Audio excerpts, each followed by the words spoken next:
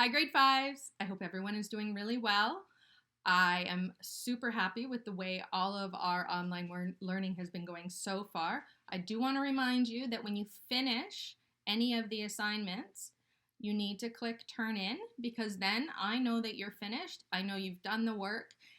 And if it's a situation where I need to go in and look at it and make comments and that sort of thing, then it tells me when I can do that. The thing I wanted to share with you was we all know my love of Kevin Bacon, even though you don't know who Kevin Bacon is. He did a thing while we were on spring break, and it was hashtag I stay home for. So I posted a picture on Instagram of me saying hashtag I stay home for my 24 students. That's you. My 6 children. The love of my life, which is Jason, of course. My family and friends, and Kevin Bacon, because who doesn't love bacon? Well, I don't love bacon, but I do love Kevin Bacon. So, writers, researchers, that's what we've become in the last 2 days or so. Your proposals have been fantastic. A lot of you are thinking up some really awesome ideas. A lot of you are coming up with things that are so current and so right now that I think it's great. If you're struggling to come up with an idea, let me know and I'll help you come up with something. We can brainstorm together. We can figure this out. We got this, okay? For today, I want to talk to you about bringing a critical perspective, big words, but thinking about what you're reading, but using things that you already know in order to kind of see more in your research than what's normally there. I have an example. Okay, we just read Harry Potter, right? We read the first book. Most of us had seen the movie before reading the first book. I read the first book 20 years ago, and I didn't read it again, really, until I read it with you guys this year. Now, of course, I'd seen the movie. I'd seen the movie probably 4 or 5 times since then. But because of seeing the movie, when I came back to read the book again, I remembered, wow, it really gave me a different kind of angle on the book. What it did was, for example, the zoo scene, okay? When Harry goes with Dudley or whatever his awful cousin's name is. Oh, see, my memory. But when Harry goes to the zoo with the family, and all of a sudden the glass seems to melt and disappear, and then the snake gets out, and you read it the first time, you're like, whoa, what's happening here?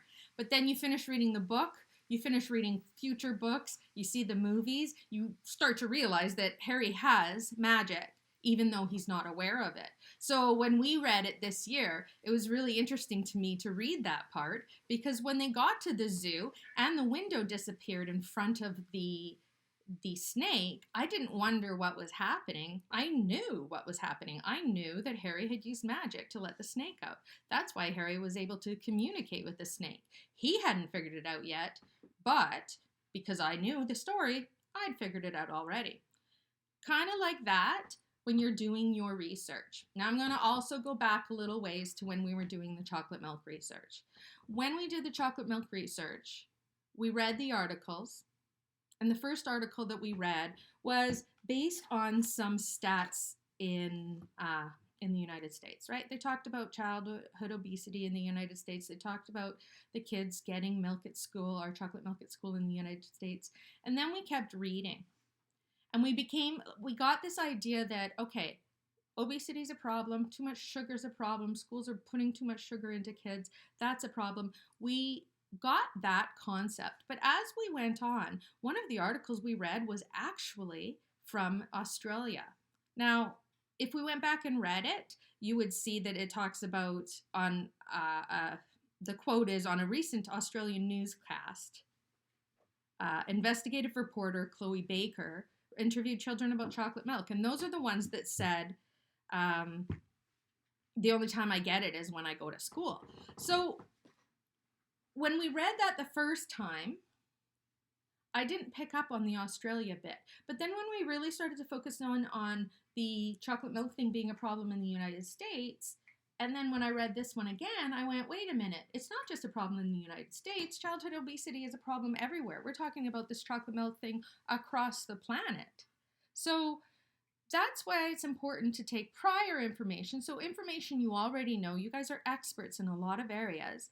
And you're going to use that information when you're reading your research. But another important thing to do is read the research, read all the research you can, and then come back and revisit some of the first stuff that you read.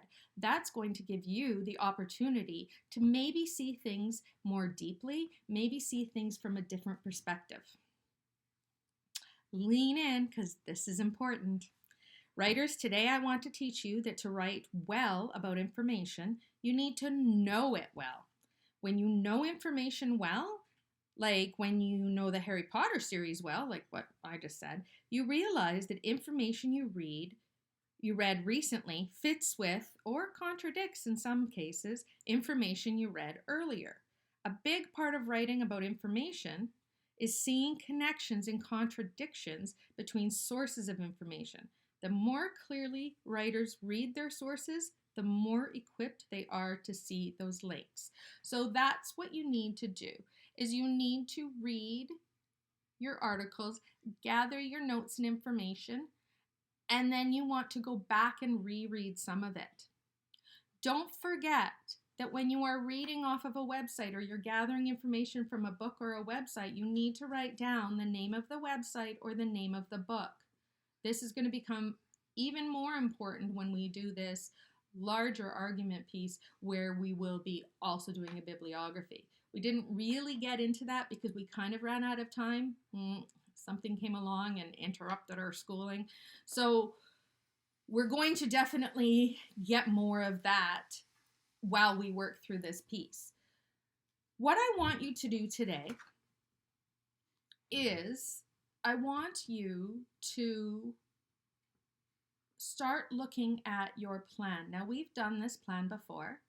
The plan where there's a sheet, it has your thesis, it has all the parts that you fill in. I'm going to post that, and your assignment for today is to complete that. Now, you don't have to complete it today because truthfully, you're going to need to do some research for your facts. In order to find your facts, you'll have to do some research to get those facts. A really cool example that they've put in our book is that they read their article. So they read their article the first time. They split their page down the middle.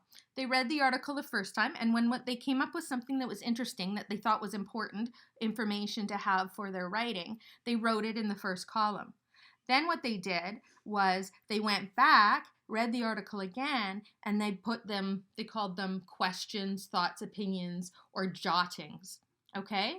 So when they read it over again, they were like, okay, this left me with some questions, or hey, this is new information and I can change this and I can make this make more sense for me by putting them down in the second column. So it's kind of a neat way of taking notes that gives you the opportunity to take your initial notes in the first column, and then it's hard to do backwards, to do your initial notes in the first column and to then try to figure out anything else that you want to add. And like this one, it says thoughts, opinions, and questions. Because remember, we talked about your opinion matters, your thoughts matter, and we want to make sure that those get put in there as well.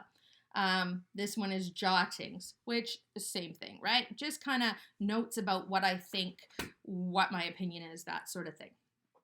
So for today, writers, what you're going to do is, by now, I hope you've completed your proposal and that I've given you some feedback on your proposal. We've tweaked it if we needed to. We've also done, had some conversations if you're struggling to figure out what to do for a topic. And then today, what I want you to do is start focusing on that planning page. Start filling it out. Start with your thesis, and then filling out the parts one at a time. Your thesis, your reasons, and then your facts or evidence to support each reason. Remember, you need your thesis, you need 3 reasons to support your thesis, and 3 facts or evidence for each of those reasons. That's going to take a couple of days. And maybe you're not going to fit all your information onto that sheet. I'm not expecting you to have the entire collection of information for one evidence or fact or reason, but just a jot note on that sheet, and then you'll have your own notes on a separate sheet that's going to help you when it comes time to writing. I think what we'll do is we will start today with that. I'll leave that with you for doing research for at least 2 days. Maybe we'll even do more research into next week. And then after everyone's kind of gotten the research together and feels they're ready to start writing, then we'll talk about a flash draft. Again, if you have any questions or anything, always email, call. I'm actually going to put a fun little assignment up about emailing. Maybe we'll do that tomorrow instead of stuff and things. It's just a cute little assignment that teaches you the right way to email. Some people already have been emailing lots. Some people need some pointers on emailing, but it's kind of a neat little activity, and I look forward to doing it. That being said, email me anytime. The comments are working great. I think we're doing awesome. And if you have anything you want to share with me, feel free to share it. Send me an email. I have posts and stuff turned off on our classrooms because people were commenting silly things and unimportant things. But once we talk about internet etiquette and classroom etiquette and what kind of things are appropriate, maybe we can even start posting videos of ourselves talking and videos of what we are doing at home. On Friday afternoon, I would like to have a Google Meet. I have a staff meeting at school at 2 o'clock on Friday afternoon with Google Meet. So probably we would look at about 12:30 or 1 o'clock on Google Meet. Maybe I'll send out a little survey and see what time works best for most people so that we can all get together on Google Meet and have a chat and maybe even have some video and see each other because I miss your face. Anyway, love you guys. Hope you're being happy and healthy and safe. Take care.